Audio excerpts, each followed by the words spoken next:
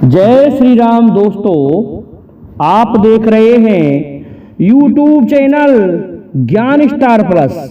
तो दोस्तों, आप सभी का हार्दिक स्वागत और अभिनंदन। दोस्तों, आज हमने आपके लिए बहुत ही सुंदर पहेली चुनी है।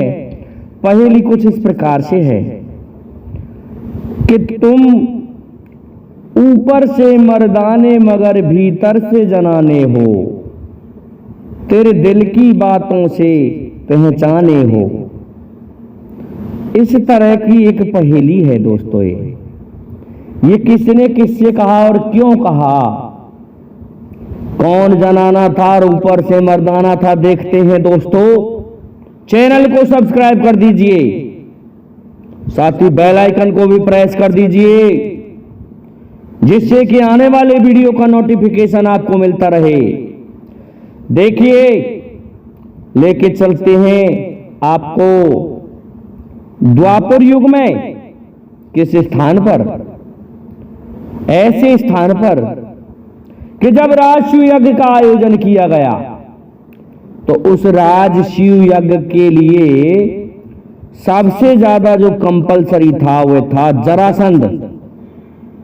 क्योंकि जरासंध ने 86 राजाओं को तो बंदी बना रखा था, और उसके अलावा उसके भय के कारण कोई भी राजा पांडवों के राजशिव यज्ञ में नहीं आता। इसलिए भगवान कृष्ण ने कहा कि दिग्विजय के लिए सबसे पहले जीता जाए तो जरासंध को जीता जाए। वो एक ऐसा महाबली है जो शीघ्र ही तुम्हारे इस राजशिव यज्ञ को संपन्न नहीं होने देगा।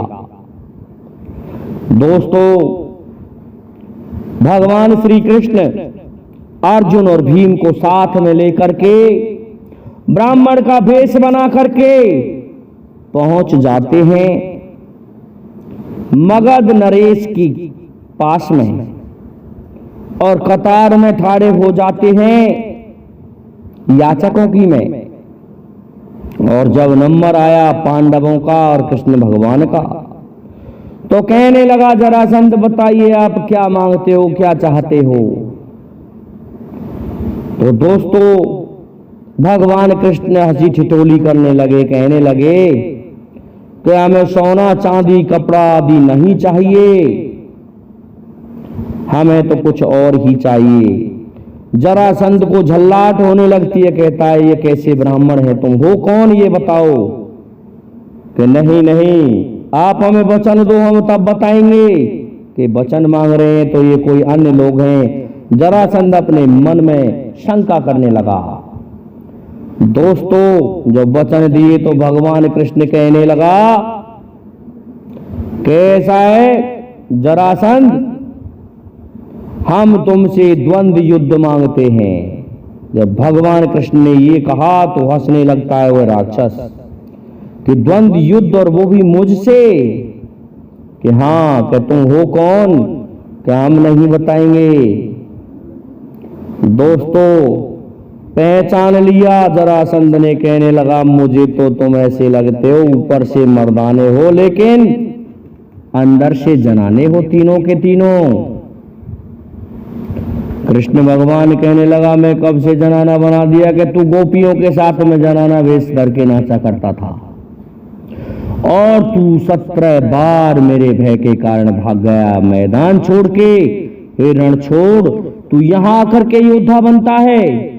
अरे मैं तुझे जानता हूं, तू मेरे डर के कारण समंदर में जाके बसा, और अब तू यहां के योद्धा बनता है मेरे सामने। कृष्ण, तू याचकों के वेश में आया, ये अच्छी बात है, नहीं तो ये जरासंध चूकता नहीं, तेरी इच्छा पूर्ति होगी। परंतु मेरे समक्ष लड़ेगा कौन तुम में से, तो उससे तो मैं लड़ता ही नहीं, तू तो रण छोड़ है। तो कहने लगा, ये अर्जुन है। भगवान श्री कृष्ण कहने लगे कि अर्जुन तो ऊपर से मर्दाना है और नीचे से जनाना है, अंदर से जनाना है। कि कैसे, कि मुझे खूब पता है, ये बेहंडला के रूप में रहा है, ये जनाना है, ये काना है, इसलिए मैं इससे भी युद्ध नहीं करूंगा। इसलिए मैं युद्ध करूंगा तो केवल भीमसेन से। दोस्तों, भीमसेन से युद्ध किया कहते हैं उनके इस युद्ध को 3 दिन बीत गए लेकिन कोई जीत हार नहीं हुई। मुरलीधर कन्हैया ने इशारा मारा कि एक दांत उनको फाड़ डाला, उल्टे करके डाल दिया। ऐसा ही भगवान के इशारे को पाकर के भीमसेन ने किया और जरासंध को मार डाला। तो तुम ऊपर से मर्दाने मगर भीतर से जनाने हो, तेरे दिल की बातों से तुम पहचाने हो।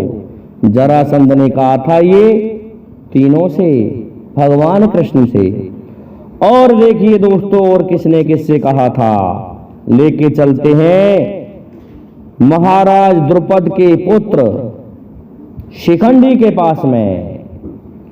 शिखंडी एक कन्या के रूप में पैदा हुआ था लेकिन लालन पालन उसका राजकुमारों की तरह हुआ।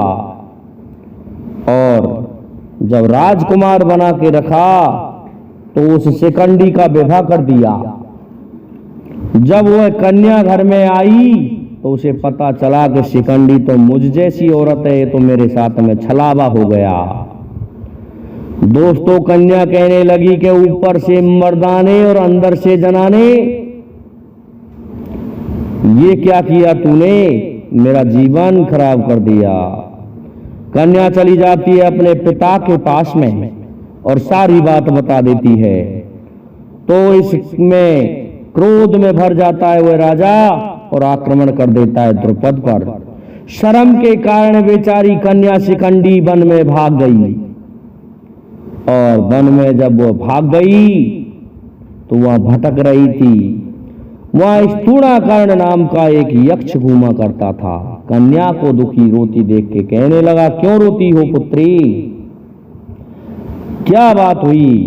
कि मैं इसलिए रो रही हूं कि आज मेरी बेइज्जती हो गई, मेरे पिता की बेइज्जती हो गई। मैं महाराज द्रुपद की पुत्री शिखंडी हूं, क्या करूं?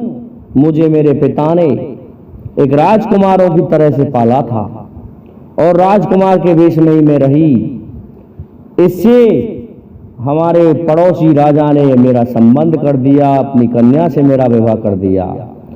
अब उस कन्या को पता चला कि ये शिखंडिनी मेरी जैसी औरत है, तो उसके पिता ने हम पर आक्रमण कर दिया है। स्थूणाकर्ण कहने लगा, मैं तुम्हारा स्त्री तत्व ले लेता हूं और तुम्हें मेरा पुरुष तत्व दे देता हूं। दोस्तों बहुत बड़ा डॉक्टर था उस समय का वह स्थूणाकर्ण। उसने अपना पुरुष तत्व उसके स्थापित कर दिया। लेकिन उसी समय एक घटना घटित हुई कि स्थूणाकर्ण को श्राप दिया कि तू आजीवन औरत रहेगा। फिर इस कारण से शिखंडी को अपना पुरुष तत्व वापस नहीं लौटाना पड़ा स्थूणाकर्ण के लिए। और आ जाता है अपने ससुर से कहता है, क्यों लड़ रहे हो पिताश्री, क्या हुआ कि तुम ऊपर से मर्दाने मगर भीतर से जनाने हो शिखंडनी? कि नहीं, मैं अंदर से भी मर्दाना हूं। आप देखो, कहते हैं उसने अपना जो कुछ था वो ससुर को समझा के बुझा के दिखा के उनको शांत किया उस युद्ध को। कहते हैं शिखंडी निर्वस्त्र खड़ा हो गया था दोनों सेनाओं के मध्य में कि मैं पुरुष हूं या स्त्री, ये देख लीजिए। दोस्तों तब जाकर के वह युद्ध समाप्त हुआ। तो देखिए, तेरे दिल की बातों से पहचाने हो, तुम दिल की बातों से